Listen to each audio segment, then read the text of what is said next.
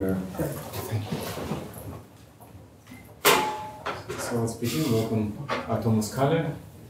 He will speak on the geometry of gaussoids. Yeah, so thanks for coming and also giving me the opportunity to come to New York City. So the last time I've been here is 1999.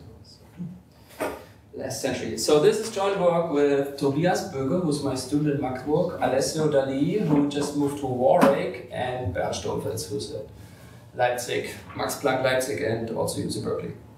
So this talk has something to do with statistics or probability theory if you want, but you can also see it as a purely algebraic talk. So I'm going to start with sigma, a positive definite real matrix of format n by n. So sigma is in PDN, this means positive definite n by n matrix. So if you do like probability theory or statistics, then you should think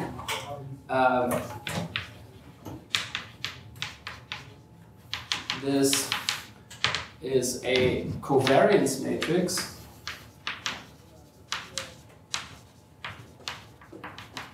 of a Gaussian, multivariate Gaussian, random vector, multivariate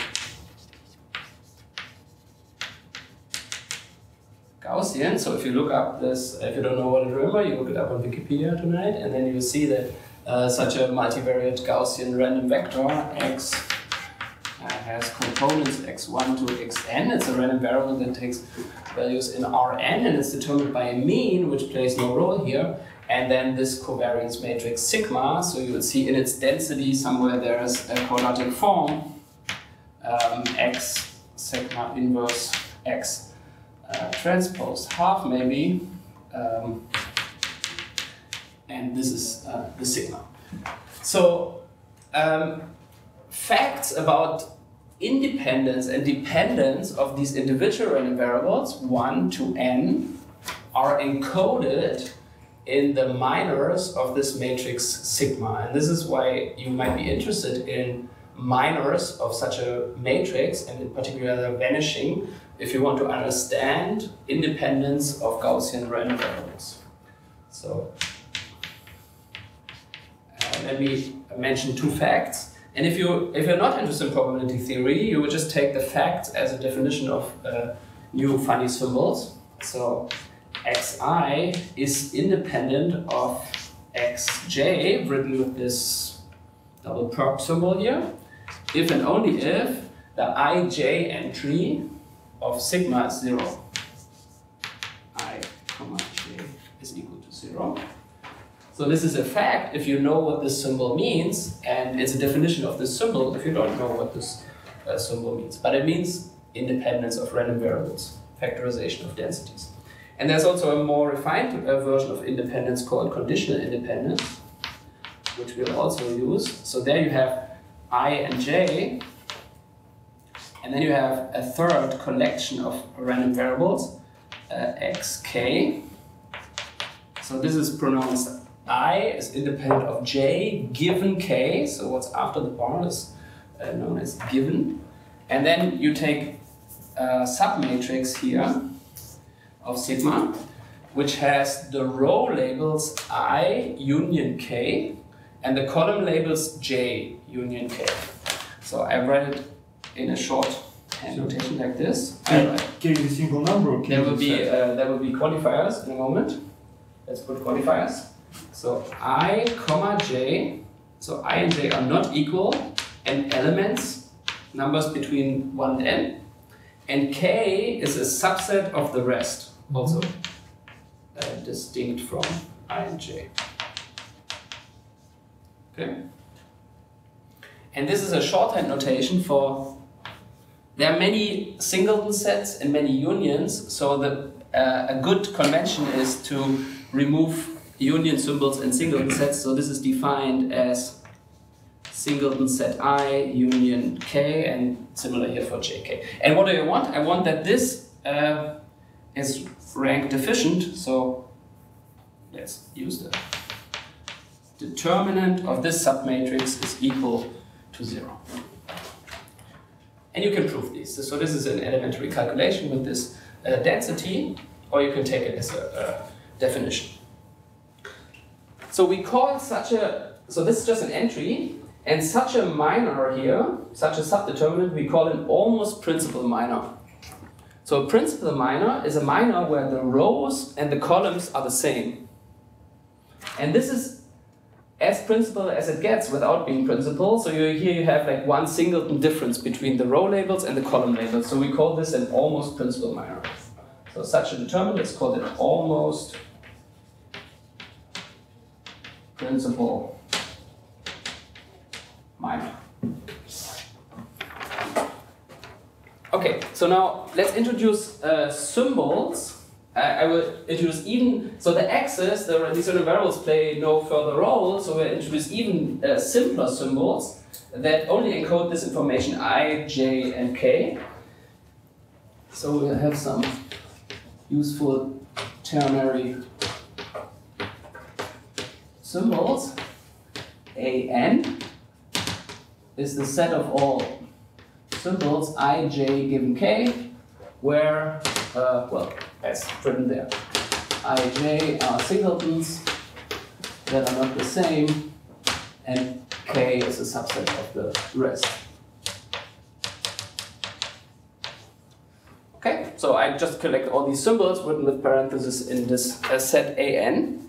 And now, if I have a positive definite matrix, then I can investigate which of these determinants are zero, which of these almost principal minors do vanish. So given sigma in PD of n, we get a subset G sub sigma, and that's a subset of an, defined as follows. G sigma contains all symbols that are valid for sigma, such that determinant of sigma I k j k is equal to 0. Okay, that's a subset of an, and it gives you information about the vanishing of the almost principal minors in sigma. And note, just an off-diagonal entry is also an almost principal minus for k equals empty set. So in particular, so this is just a special case of the lower part. So now the probabilists, or the people in statistics, information theory, probability theory, they would be very interested in characterizing which sets G, which subsets of an are possible when we go through all the sigma in PDN. Okay, so I can not give you further evidence for this claim, but this would be interesting. So, fundamental problem.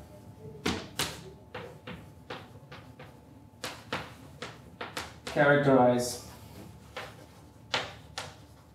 subsets G sigma. So basically you want to know all the G sigma as sigma ranges in PD. And that's very hard, and I already want to highlight a connection to matroid theory, if you know that. So gaussoid is like a word that's made of Gauss, like in Gaussian density, and oid, like in matroid, because the story develops in a parallel way where matrix in the matroid case is replaced by symmetric matrix, or even positive definite symmetric matrix in the gaussoid case.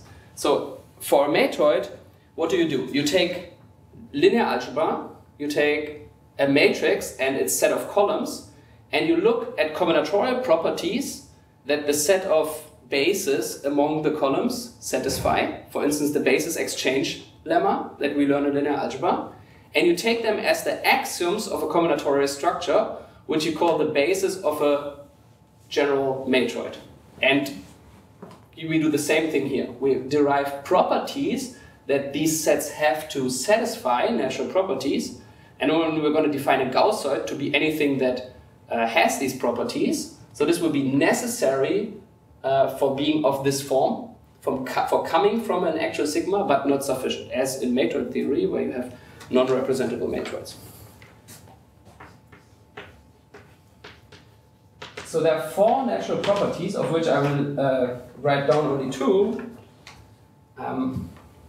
which we'll use as axioms for gaussoids. So properties of G sigma.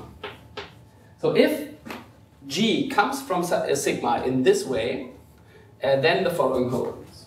G1 is if ij given L is in G and ik given JL, remember this is again the union here, so if these two are in G sigma, then also ik given L and ij given KL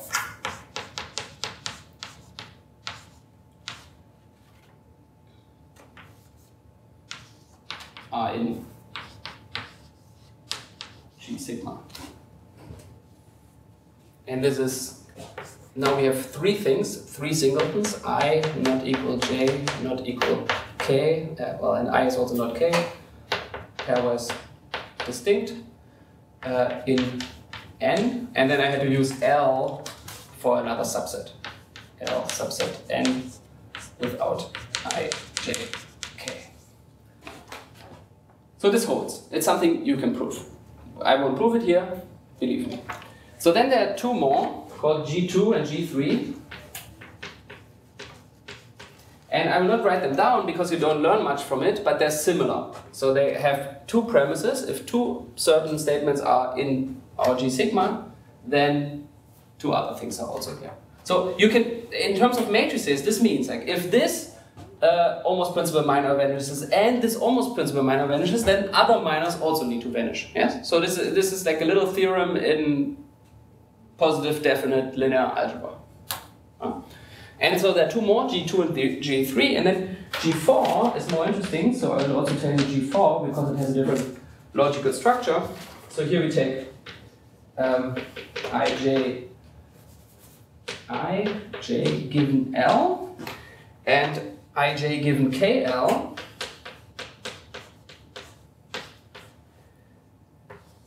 if this is in G sigma, and then I get an OR. So then either ik given L is in G, or ij given L, jk given L is in G sigma. Okay. So there's a unified proof for all of these. So all of these statements can be derived from like one master relation among the minors of a symmetric matrix, and the only ingredient that you actually need to prove this is that the principal minors don't vanish. You don't even need that the principal minors are positive, which we have for a positive definite matrix. You only need that the principal minors don't vanish to prove these properties. So we're going to define, in analogy to matroid theory, a gaussoid is a subset G subset AN that satisfies G1 through G4. And so now it's a fact that not every gaussoid is of this form G sigma. So for n equals 3 they all are, for n equals 4 not. So we have a separate definition. A gaussoid is realizable, like a matroid being realizable if it comes from a matrix, if it equals, if G, I wanted to use this fancy G, yes, if G equals G sigma for some sigma. Positive definite real, and since this only depends on the non-vanishing of the principal minus, you can, if you want, do it over any field. Gaussoid is K realizable for a field K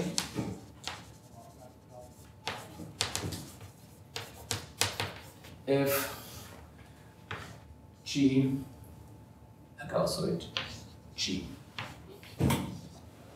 If G equals G sigma for sigma in n times n matrices symmetric with non-vanishing principal minus.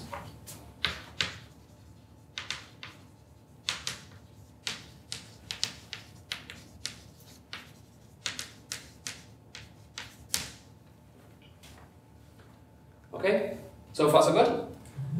So the axioms, there's a combinatorial explanation for these axioms, if you like combinatorics.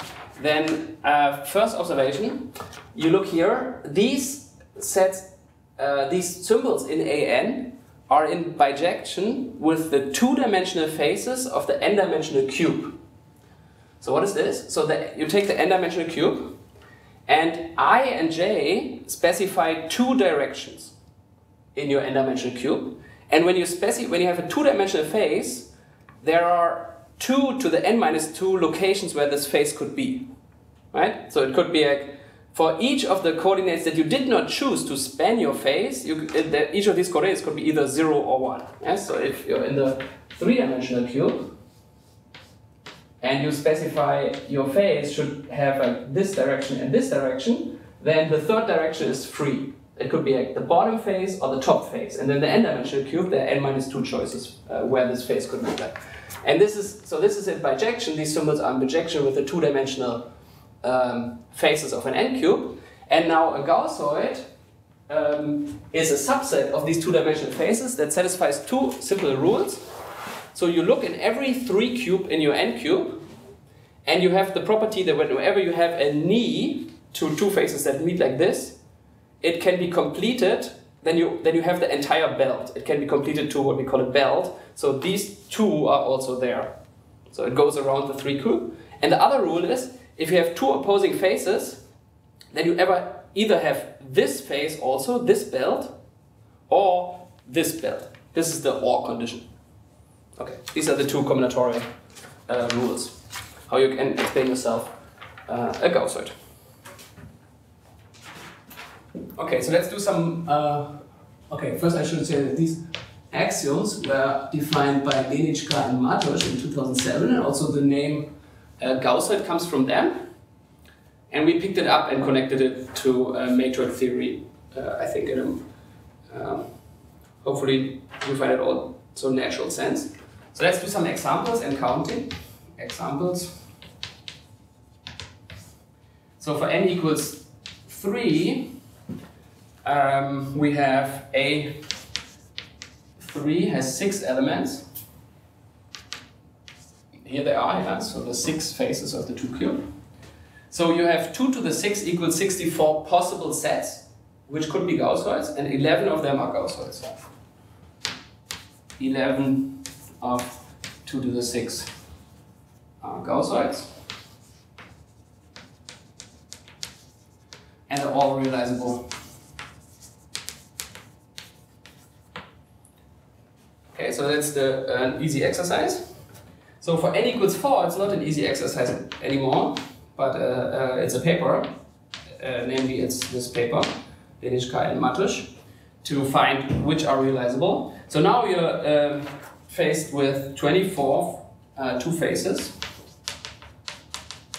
So you're searching in the haystack of 2 to the 24, you're searching for the gaussoids, and there are 679 only.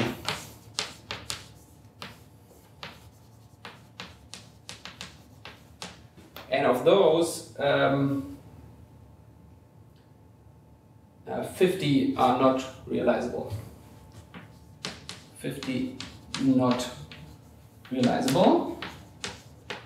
And also various symmetry groups act on the situation here. most naturally, if you look at these axioms, the group Sn acts. In this case, S4. And so they studied this modulo S4, and then you have 58 orbits, and 5 are not realizable. The Sn action preserves realizability because it acts on the matrices. If you act on these index sets, you just act by permuting rows and columns simultaneously in this matrix. There's a larger symmetry group that's under which these axioms are invariant. The symmetry group of the cube, which is the semi-direct product of Z2 to the n with Sn. So there are more symmetries. But these symmetries need not preserve realizability, but they do preserve the property of being a gaussoid.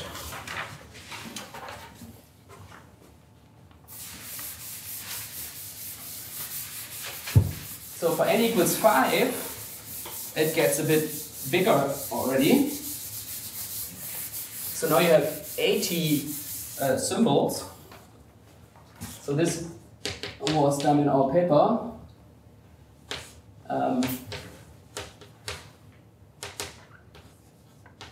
So you're looking at 2 to the 80 possible sets, and approximately 60 million are gaussoids. 60,212,776 gaussoids. And now you ask, how do you find this number? And the answer is you use a SAT solver. So SAT solvers are programs that enumerate Boolean strings that satisfy logical constraints. They solve the SAT problem. And you can write the gaussoid axioms as a SAT problem on binary strings of length 80. And then there's a program that you just download from GitHub somewhere that gives you this number in 0 seconds. And it takes maybe 4 or 5 seconds to enumerate all of the 60 million gaussoids. So these SAT solvers are really amazing. And this is there's an active community, they have competitions, so it's a very healthy computational community. And so among these, approximately 16.9k orbits mod the symmetry group of the cube, disregarding realizability, 500k orbits mod S5, and I did say one thing here. So all of these, all are C realizable. So now it becomes a bit more interesting. So if you allow matrices that have complex entries, and they are symmetric, not Hermitian, symmetric complex matrices, and you ask for what are the sets of possible vanishing almost principal minors, you can find all of those. And in fact, they also all are realizable. So R realizable is different from realizable because realizable requires positive definite, and R realizable allows negative principal minors, just real entries. And here, in this case, we found first not C realizable gaussoid for n equals 5. The, so to say, the Varmush gaussoid, let's say, not realizable over any field. But the condition of realizability cannot be encoded into SAT solver, right? Yes, this is like the big challenge. So you could ask, is it possible to find finitely many properties like these G1 to G4 that characterize realizable gaussoids? And the answer is no. So as n grows, for each n there's a finite list, but as n grows, this list must grow. So there's a proof that there's no finite axiom system that characterizes realizable gaussoids for any n, the same system for any n. Yes. So this was like somehow what I wrote here as problem or goal is like unsolvable in the sense. And it's the same like in matroid theory, yes? So realizable matroids cannot be characterized by a finite list of axioms. A result of Warmosch, of which I only recently learned that. So there's this paper of Warmosch that says, the title is "The Missing Axiom is Lost Forever," and it proves this. And this apparently this is wrong. So the proof is wrong, and it took 20 years to fix it, but it's fixed now. I think the final fix was in 2011 or so. Okay, and then my student for n equals n in his master thesis improved what we know about a general number of gaussoids to be at least doubly exponential 2 to the 1/3 n times 2 to the n minus 6 and very small compared to the size of all possible sets. So if you here on the upper bound, I will compare it to the number of possible subsets of an, and then the proportion is of the same order of magnitude. So 2 to the, in this case it's 4/9, and then something in n squared, 2 to the n minus 6. So as n grows, the number of gaussoids among all subsets of an goes to 0 very quickly, but it also grows very quickly. So somewhere between these, the growth of this and doubly exponential growth. Okay, so let's connect this to algebra a bit. So let's say enter algebra. And this is also parallel to matroid theory. So in matroid theory, at some point, it was in the 80s, Andreas Dress and Walter Wenzel had a series of influential papers where they show that matroid theory can be derived from certain polynomial relations on the coordinates of the Grassmannian, from the Grassmann-Plücker relations to be precise. So the matroid axioms are encoded as combinatorial compatibility with the Grassmann-Plücker relations, which are the relations among the minors of a matrix. So what we're going to do is we're going to study the relations among the principal and almost principal minors of a symmetric matrix and try to derive gaussoids from this. And this is what I'm going to do in the rest of this talk. So the projective variety, whose coordinates are all n minors of an d times n matrix, is the Grassmannian. The projective variety whose coordinates are all the minors of a symmetric n by n matrix is called the Lagrangian Grassmannian. The projective variety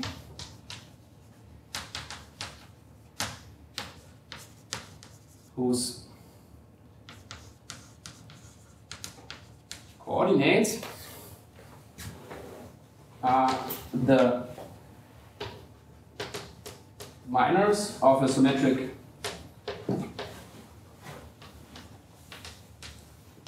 matrix is the Lagrangian Grassmannian.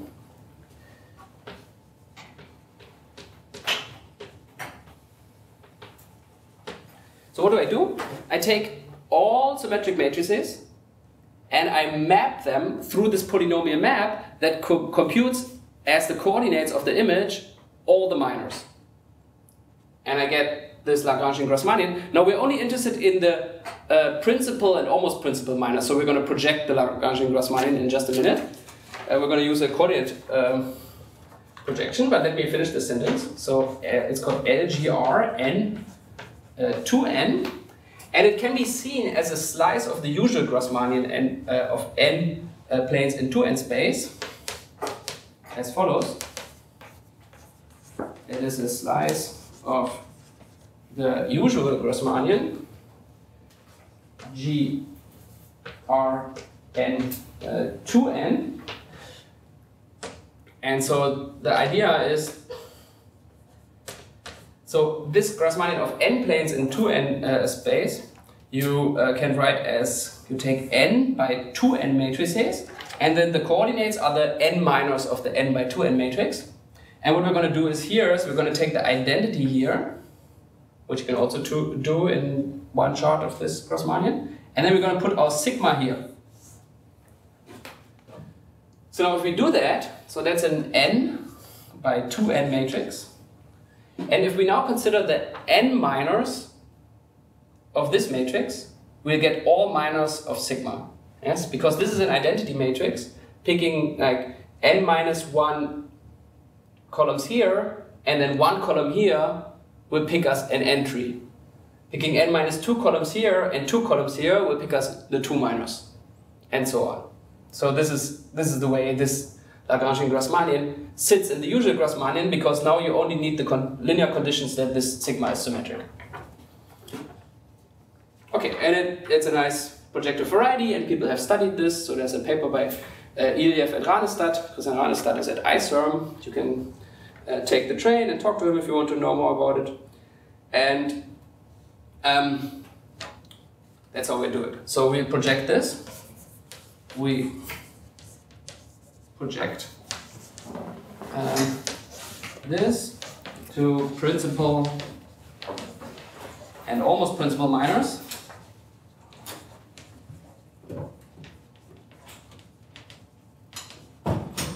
Too bad. Projective geometry is almost over.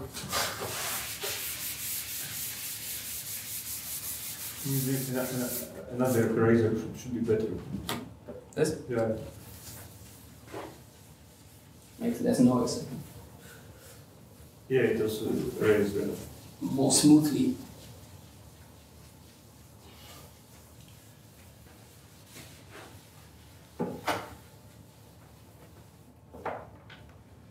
Okay, are we on the same page? So we take the symmetric matrix and we just compute all the minors, we stick them into a big vector, and the image I claim is a variety. It's some variety in the Grassmannian. It's not so bad. So we can say something algebraically about this variety as follows. So we consider, so now we do algebra. So how do we find the equations of this variety? So we take a homomorphism that goes in the other direction, a ring homomorphism. So let me provoke the algebraist by using R as my coefficient field here. So, and now I need variables for each of my, so the ring map goes in this direction and the variety map goes in this direction. So the variety map takes like a sigma and makes principal minors and almost principal minors.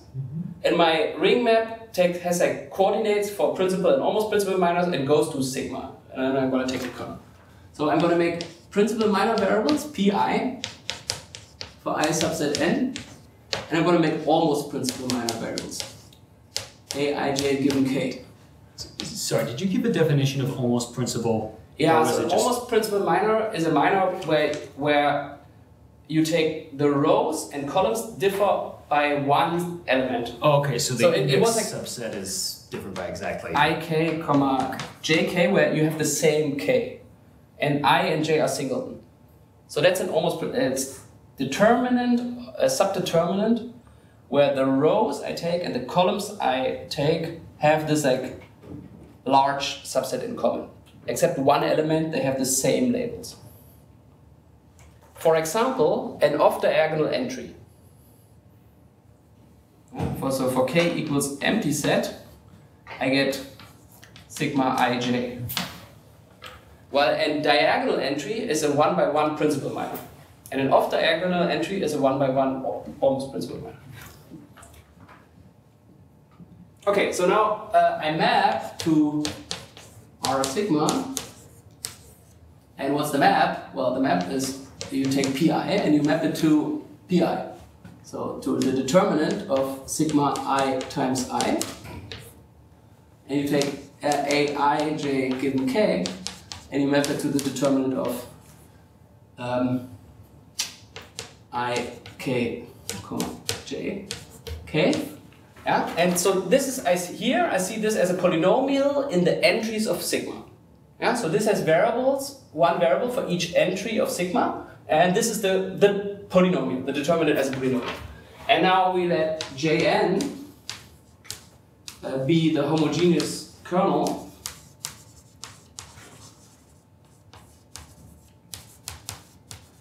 of this map, and conveniently we can use p empty set, the principal minor for the empty set, as a homogenization variable, with p empty set is equal to 1 as the homogenization variable. So we do know, in our paper we have all the quadrics in this ideal. We know all quadrics of this ideal. And to find them, you mimic what people have done when they studied people like Luc Oeding, Olga Holz, and Bernd Sturmfels, when they have studied the relations among just the principal minors, the KD hyperdeterminant, and so there is work in this realm that you can mimic. Representation theory plays a big role. So there are like natural group actions on this Lagrangian Grassmannian, which you can use to break down the problem of understanding all the quadrics to irreducible submodules and so on. So we know something about the quadrics, and I only want to show you some very simple quadrics today, which are in fact trinomials, and you all know them because they just express 2 by 2 determinants. So to each, to start with phase, yes, to each 2 phase of the n cube. So, but just like our ultimate goal is to get generators of this ideal, or yes. Okay. So we conjecture it's generated by the quadrics we know, and we already have a proof that the quadrics we know generate an ideal whose radical is the kernel. Mm-hmm. Okay. So we have a good. We believe that the quadrics generate the ideal. This is the situation often. So also what is known about the principal minors, the relations among the principal minors, is also known up to taking radical. So it seems to be like a step from like you know it up to radical to you to know the kernel exactly. Yeah, but like radical is enough if you want, for example, to test whether a given matrix Yes. has this. Yes. Okay. Mm-hmm. Okay, very good. So I'm gonna have, here's a binomial, and we're gonna check that it's in the kernel A12 squared. So this is something for K empty set here. I leave away the bar, yes. So this is like an invisible bar empty set here. Minus P1 times P2 plus P12 times P empty. Okay. Who can prove that this is in the kernel? So we take the matrix that has as its row labels and column labels 1 and 2. So you have 1, 2, 1, 2. So what do you have here? So this is the 1, 1 entry of sigma, but the 1, 1 entry of sigma is already P1. It's the principal minor, 1 by 1 principal minor. So here we have P2, and here we have A12, and here we have A12. So this expresses the trivial fact that the principal minor P12, which is the determinant of this matrix, satisfies the formula for the determinant of this matrix, which is P1 times P2 minus A12 squared.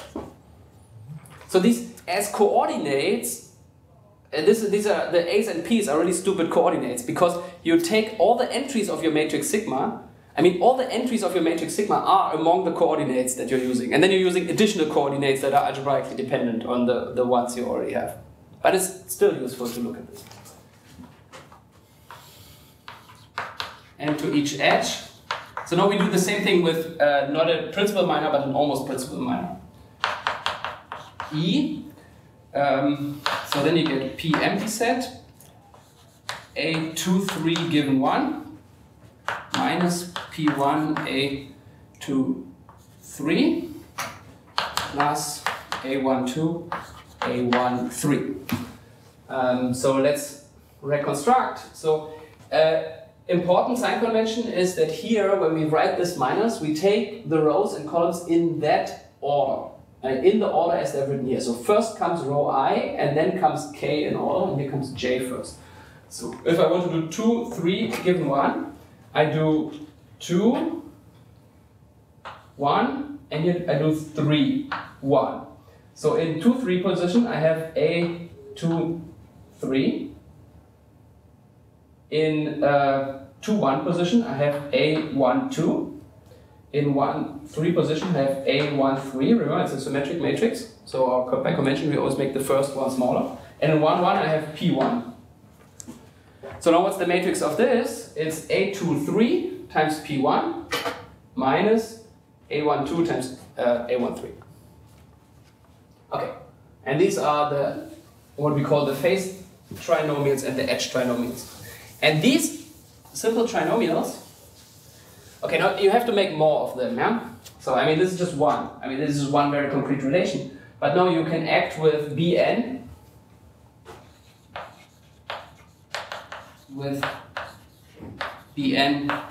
to produce all. So what does this mean? So this means that you have, so these correspond to like a 3 cube, yeah? So this E uses only 3 indices, which means you're in a 3 cube. So basically you have to do this in every 3 cube you find in the n cube, and then you also have to do it for each edge in each of the 3 cubes. So there's also, you also have to do like the add like sets L here. Or you just say you act with Dn to produce all 4. Okay, so the trinomials that I've just written, E and F, they generate in the Laurent ring. They generate the kernel if you extend it to the Laurent ring, which is a good thing. Trinomials generate Jn extended to Laurent ring, which is the natural realm if you want to do this tropically later, maybe. Laurent ring in which of these two? Yeah, here. Yeah, you have to make the P's and A's invertible. Okay, but if I have like 1 over pi, what would be the image? So 1 over this determinant. I mean, okay. So on the right side, you pass to. Well, okay. So you can do. You just why don't you just extend this kernel? So you take the kernel. So you forget about the map and just work. Yes. With Yes. the This is the easiest way to do it. I see. Okay. Okay. And now we're gonna get back to gaussoids. So we're gonna with the following definition. If we have an F in Jn, any F, and a subset G of An, yeah. Then we're going to say F is incompatible with G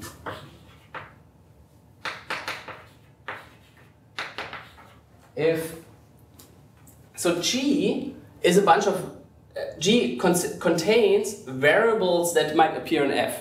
Yes? G consists of symbols of An, and symbols of An correspond to these A variables here.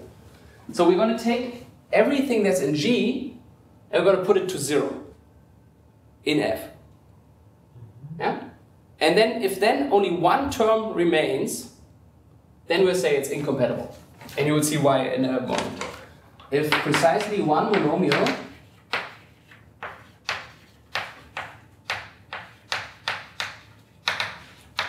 of F does not use variables in G and compatible otherwise.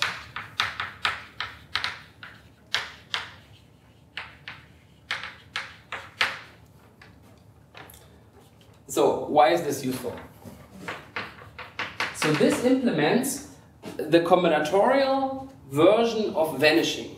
So if you want, so if your thing is realizable, if your gaussoid is realizable, or if your G is a realizable gaussoid, then it comes from some sigma.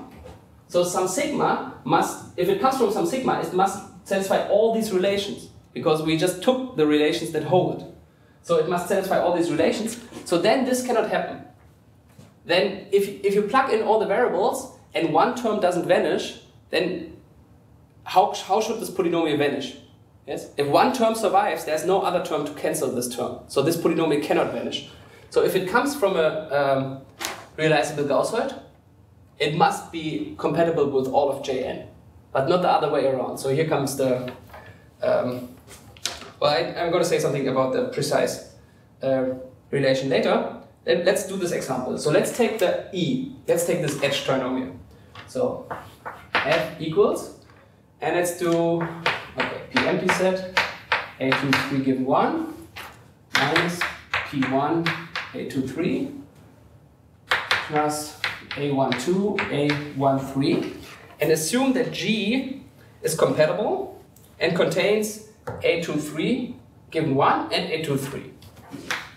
So assume G compatible, and then assume that this is in G and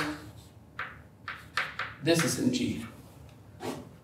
Now, since it's compatible, this term must also contain one variable from G. So we conclude, if it's compatible with this F, and this is in G and this is in G, then either A12 is in G or A13 is in G. Otherwise it would not be compatible. And this is exactly the axiom G4. This is axiom G4. And so the theorem that we have is G subset AN is a gaussoid if and only if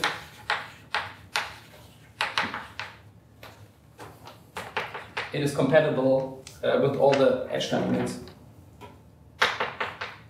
It is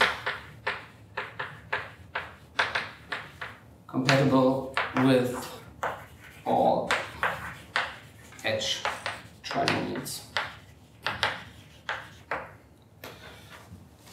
So let me have a bunch of remarks about this.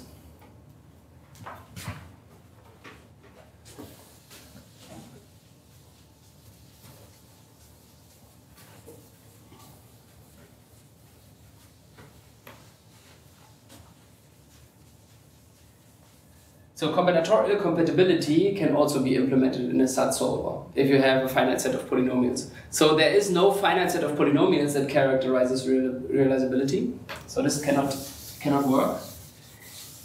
And in fact, there is a principle that roughly says whenever you have something that's not realizable over some field, R, or just not realizable over R, not realizable over C, then you can find a proof, you can find a certificate of that non-realizability with some relation among with some incompatibility among the principal and almost principal minors. So what are some facts?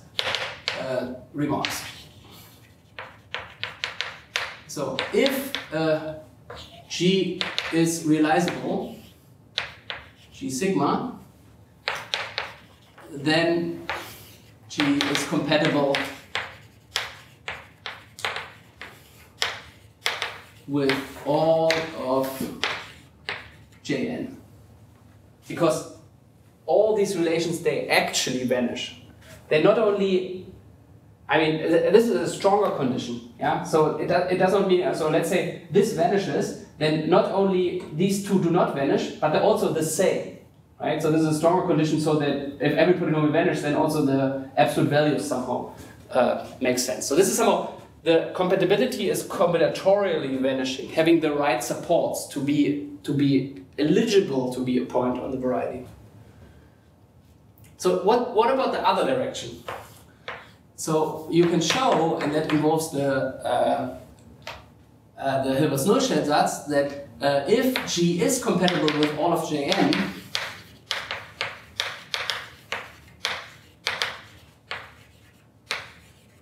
Jn, and then G is at least complex realizable. G equals G sigma for sigma in C n times n.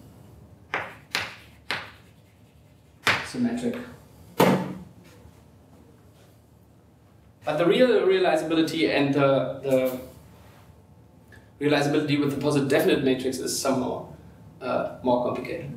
So we conjecture G gaussoid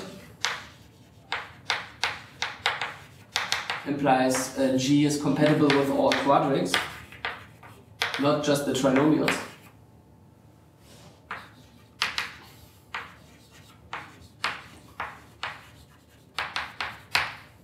So why do we make this conjecture? So this has some connection to matroid theory also. In matroid theory, you can develop matroid theory by doing the same thing for the Grassmann-Plücker relations, which are certain quadratic relations among the minors of a matrix, and then there are three-term Grassmann-Plücker relations and long Grassmann-Plücker relations. And for ordinary matroid theory, it makes no difference which you take, and then for other variants of matroid theory, it does make a difference whether you take just the three-term relations or all of the relations. So we want to know if this is the same for gaussoids. And so this theorem is important. So you can ask, why is this algebraic expression of the gaussoid axioms interesting? And it is interesting because it opens the road to various generalizations of gaussoid theory or extensions of gaussoid theory that are in parallel to matroid theory. So you can make definitions of, say, oriented gaussoids, valuated gaussoids, and so on. So let me just show you one definition. Definition: an oriented gaussoid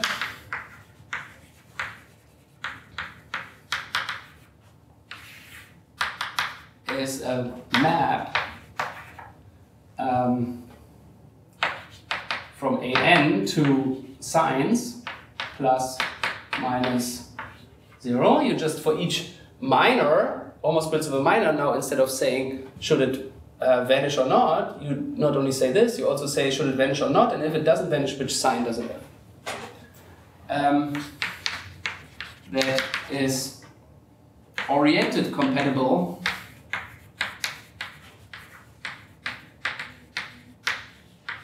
with all edge trinomials.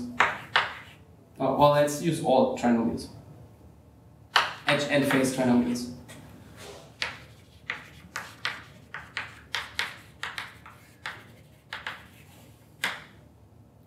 So I erased the trinomials, but this for the Gaussian axioms you didn't need the phase trinomials because they had two terms that involved only p variables and only one term that had a variables. So there were, when this term could vanish or not vanish, there are always two terms left, so you get no incompatibility at all. But for oriented compatibility, you do the same thing with signs. So now you put all the p's, you put to plus. The p's are always plus. Then you have some signs in the relations, and the other variables you assign whatever they are. You either make them 0, minus or plus. And then it's incompatible if only terms of the same sign survive. So if the cancellation is not possible anymore. So let's say, so this is plus, this is plus. So if this is plus, and this thing is minus, then these two are positive, because minus and minus give plus. Then one of these two, exactly one of these two, should be minus. Because otherwise, so you have plus, plus, and then this thing must be minus or f cannot vanish. And this gives you, this encodes what an oriented Gaussian should be. And you could do the same thing with over field with valuations. So evaluated Gaussian, you do the asymptotical geometry, is map. So let me say, let me do it correctly. Yes, you also take principal minors. You take principal minors and an to R, such that when you evaluate that map on these three terms, the minimum is attained twice. So two of them must give the same value under this map. that the min is attained twice in each trinomial.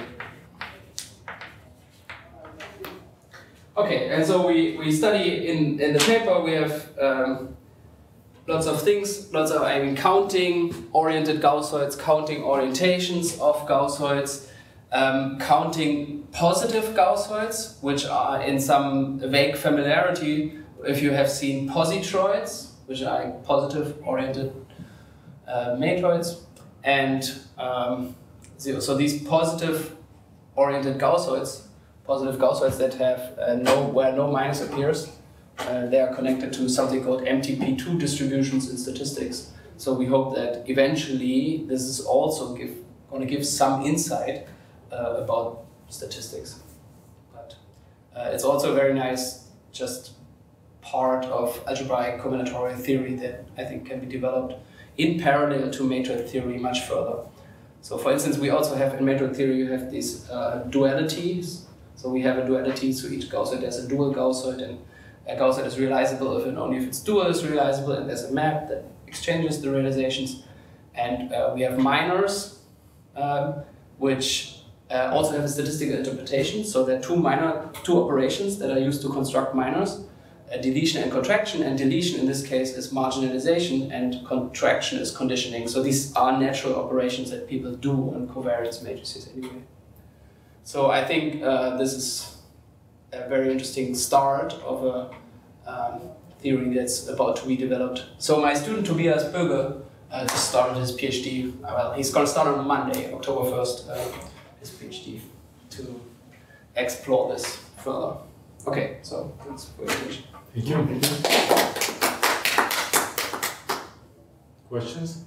And are non-realizable gaussoids of interest to probability experts? Probably not. I mean, the cases that are definitely not realizable are only interesting in the sense that you know that this pattern of conditional independence statements cannot occur. Right? So if you characterize realizability, you're also making implications about these conditional independence statements. Yeah, so if it comes from a matrix, if it's realizable, then and this holds, then something else also has to hold. Yeah, so in the sense, delineating between realizable and not realizable is important. But realizations over C or realizations with negative principal minors don't have a corresponding counterpart in probability. Yeah, but I understand that dividing in realizable and non-realizable is important, but how important is division into gaussoids and non-gaussoids? So what these four axioms, are they? I mean, they have names, they are natural. So it was conjectured that the four axioms characterize, for a while it was thought that the four axioms characterize conditional independence. So that these four axioms are an axiom system for realizability, which is not the case. Mm-hmm.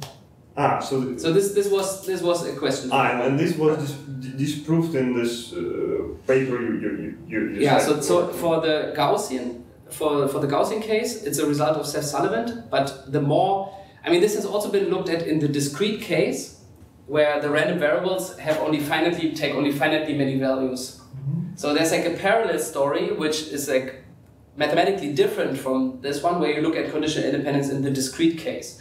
And there are certain differences and similarities, but the four axioms, they also hold for discrete conditional independence. And they were also conjectured there, and that's a result of Milan Studeny from Prague, that they don't characterize conditional independence there, and then for Gaussians, it's a result of Seth-Sullivan. I see.